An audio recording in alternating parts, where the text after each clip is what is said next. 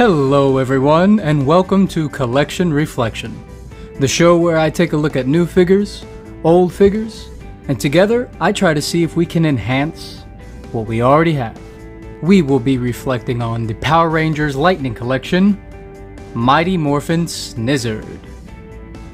And before we take a look at the figure, let's check out his packaging. There's some nice artwork on the sides. On the back, we get to see the figure, his accessories, and another product shot. And on the side, a nice logo. There's your top, there's your bottom. Being a deluxe character, he's going to come with a deluxe size box, as well as a deluxe size price tag.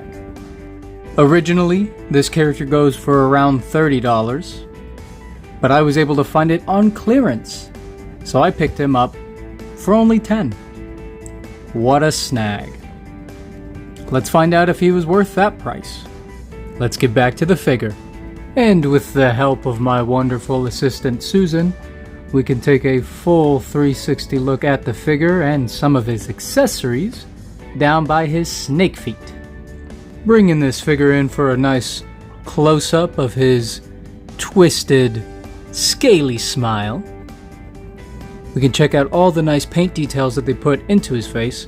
I really like the way that they did his eyes. It looks clean, it looks nice. As you can see there, they're painting the lines across all the scales. The paint is a little bit off in some places, but it really is not too bad, especially in person when you're not looking at him 2 inches away from your eyes. You can check out all the nice sculpted detail of all those teeth. His mouth will open. We'll check out more of that later. But you can see how the teeth go all the way down the side of his body. And even when you get to the tail, you can tell that it's almost like his entire body is one big mouth. Obviously on the tail, the teeth are no longer painted, but they don't really need to be. They're also much softer than they are on the body. One thing I do really appreciate though is the teeth closest to his arms are soft enough that they will get out of the way when you're trying to move them. But keep in mind the teeth as well as this fin on his back are pretty sharp and pointy, so be careful not to hurt yourself. Really nice job on the apple. I just think that this character has a really unique and interesting design. I wish that they did spend more time on him during the show instead of just a one episode appearance and then a couple of background appearances in later seasons. But let me know down in the comments below, which monster of the week do you wish was around for more than just the week? Which monsters do you wish stayed around and played a more important role in the show as it moved forward? We can also see that there's some shading up close by his neck. And then you can see all the nice scales he's got down the front of him. His legs are entirely made of snakes, and they're really well done. You can pick out all the scale detail, and even on these smaller snakes you can see their faces. Their eyes aren't painted, but I don't really think they need to be. Part of me thinks that if they went in and put little dots of red, it would kind of distract from the legs and look a little out of place. There's his undertail. The tail is a rubbery type of material, so you will be able to flex it and bend it. So you can see that they do have the scales all throughout on the bottom and the tops. Mine has a couple of paint mistakes.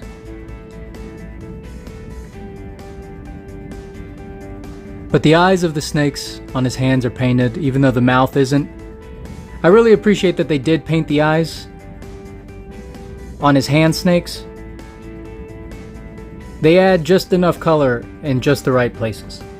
I think the pattern on his back is really well done. The paint is clean, it looks nice, there's nothing really out of place. So as far as paint goes, the entire figure I think is very well done. I really like the colors that they used and how they applied them. This figure also has a bit of a special gimmick to him. He can unhinge his jaws just like a real snake, and then 2 surprise snakes pop out of his throat. I think this is a very interesting way to accomplish this idea of the snake unhinging his jaws and being able to eat just about anything. From the side, it doesn't look the best. He's got a massive underbite. But from the front, when you angle the jaws just right, I think it looks pretty cool. If we take a closer look, we can see that nice red paint for the inside of his mouth. These are his tonsil snakes, which he can shoot out in the show, and they will wrap around his enemies and then drain them of their life force. I do wish that they made these hinges the same color red as the mouth, because it does make it stand out when you open it up and you just see some brownish tan piece of plastic. And this gap in between is a little unsightly. I understand that it needs to be able to open for clearance reasons. Kind of breaks up the sculpt and the design, and it just doesn't make it look so nice. All in all, I really like his design, I really like the paint, but let's check out his articulation. So since he's basically just a big snake made up of bundles of snakes, his articulation is going to be a little bit different. The top half of his head is on a ball joint, so it can rotate around this way. But it doesn't go back any further because the design of his apple bumps into the design of his fin and the top part of his neck there, I guess. So you can't really push it back any further, which is one complaint of mine, because I would have really liked to see his mouth be able to extend more in this more casual position. Right now he can just kind of move his jaw to talk, but he can also unhinge it down about that far. And both of these snakes are on hinges as well, so they are posable. His arms can go out past 90. He has single jointed elbows, but they are reversible, so they can go both ways.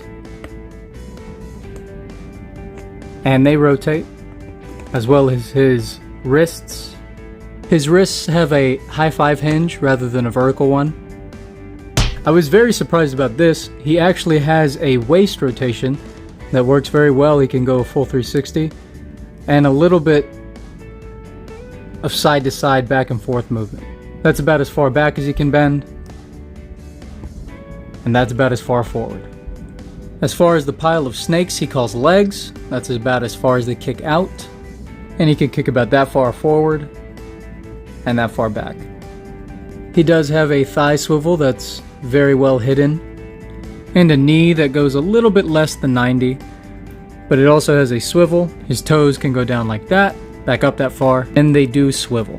What's interesting is the entire joint swivels, so that is also going to be your pivot. As far as the tail goes, it is a separate piece that you plug in, but you can rotate it around that way. You can push it about that far on either side, goes up about that high, and down that low. I'm not sure if it's just a bendy wire or if there's a hidden joint in here somewhere, but it feels like there's definitely a certain point right around here where that seems to be where the majority of the articulation is at for the tip of the tail. Trying to bend this thicker part is a little bit more difficult, but you can see that it is possible. For being a pile of snakes, I do think his articulation is pretty well done.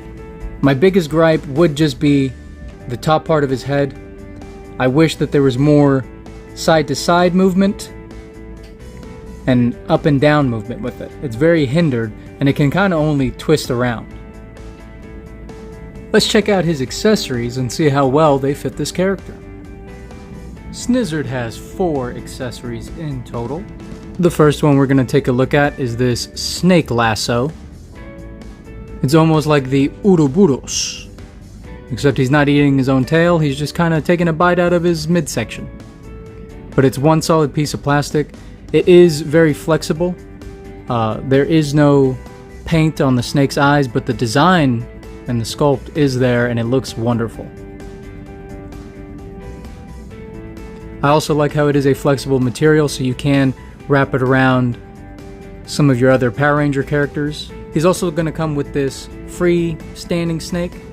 It's made out of the same material as the snake lasso, except it's just one long snake.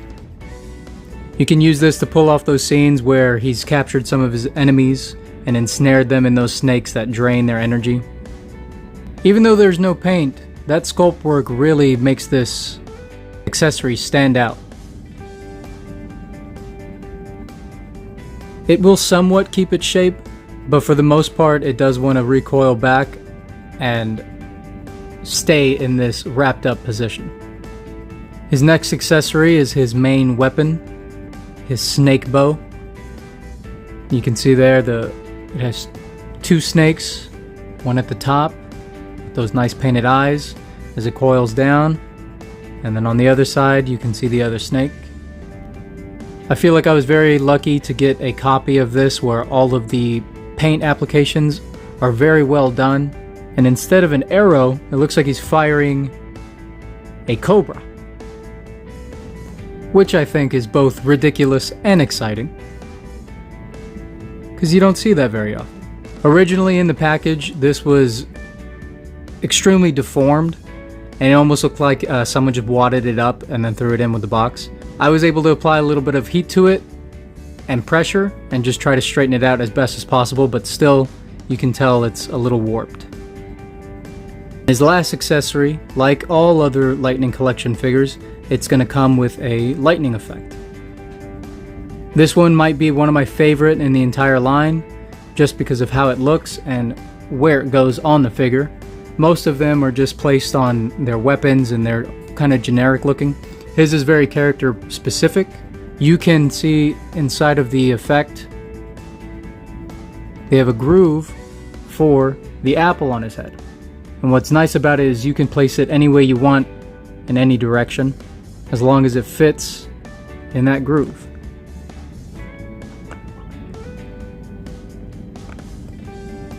All of his accessories can fit into his snake hands, including the nice bow and snake arrow. Let's go ahead and check out some size comparisons. Starting off our comparisons, we're going to have King Sphinx and the blue In-Space Ranger, so that you can see what he looks like next to your basic Power Ranger male and your monster figures. And here you can see that Snizzard is a little bit taller than Red Ecliptor, but much taller than the normal female Power Ranger figures.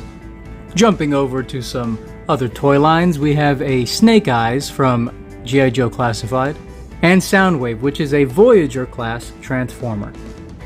Which makes me wonder, are there any snake-themed Transformers? If so, let me know in the comments below, because I have no idea.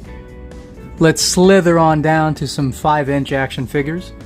On the left we have Dragon Ball Evolve's Super Saiyan Goku, and on the right, from BST AXN, Sasuke Uchiha.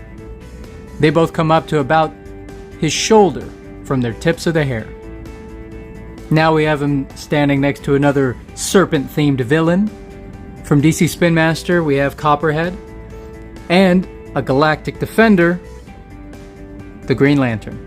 I wonder if Green Lantern's ever had a crossover with the Power Rangers. That would be nice. Here are a few more figures from a 4-inch line. These are the Final Faction action figures, which can be found at Dollar Tree. On the left we have Sergeant Steadfast, and on the right we have Crepitus. Both of these figures have been customized by myself to give them added articulation. And finally, we have one of the most important size comparisons of all. The grotesque massiveness of Pumpkin Rapper's head.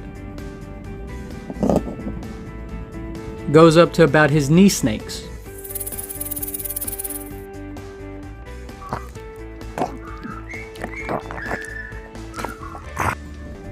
Even though this is a great figure, I still have to wonder, are there any ways to enhance it? Personally, the only things that I could think of were ways to implement weapon storage. So we already know that he can hold all of his accessories in his hands very well. But if you don't want them in his hands, you can always experiment with different ways on how to put these accessories and just store them on his body. Normally I like to take this loose snake and just kind of wrap it around one of his legs. And it almost blends in with the other pile of snakes that are already there. With the lasso, you can either place the big end around his tail and then put the tiny end around the tip and it'll stay there. It won't come off, won't slide off. You won't really see it, and it looks like he's surrounded by more snakes. Or if you didn't like that option, you could always loop one end of the lasso around one leg and loop the other end of the lasso around this snake that sticks out right here. And again, it'll stay, and it almost looks like it's part of the figure. And when you aren't using the bow, I found that the fin on his back is designed in such a way that it almost looks like it's meant to hold his bow and arrow. When this figure was first announced, I had no plans on buying it. It just didn't seem like the type of action figure that I would want. I didn't think the articulation was going to work out well, and the whole mouth gimmick just didn't look good. It just looked like an ugly figure to me. But now that I have him in hand, honestly, he's changed my mind. I really like the bundle of snakes he has for legs. I think his snake arms are well painted. I would have enjoyed a little bit more articulation in them, but what they have is plenty. My main gripe with this figure would be his upper head articulation. I wish that this part came out a little further so that the ball joint wouldn't be so hindered and you'd be able to move it up and down rather than him just having this permanent underbite. But let me know what you think. Is this figure worth adding to your collection? In my opinion, since I got it on sale, I'd say definitely go out and collect this. Thank you all so much for watching. If you decide not to like this video, I hope you at least try to share it with someone who you think might enjoy it. If you think you'd like to see more of these videos, make sure that you subscribe and follow me on my other social media platforms. I hope you all find some time in your day to have a nice chuckle and try to be kind to somebody. I'll talk to you next time.